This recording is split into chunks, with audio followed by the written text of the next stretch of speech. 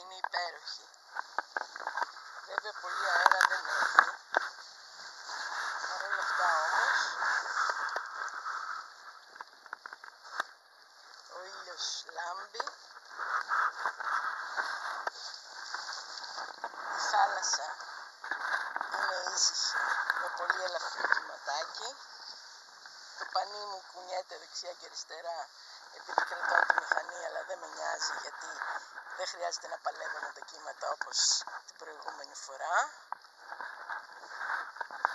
Και σκέφτομαι επιτέλους να αγοράσω ένα στήριγμα κεφαλής για τη μηχανή ή τέλος πάντων με κάποιο τρόπο να κολλήσω τη μηχανή πάνω στο κανό με κάποιο στήριγμα, έτσι ώστε να μπορέσω καλύτερα να βγάζω βίντεο τις περιπέτειές μου στη θάλασσα με το κανό μου.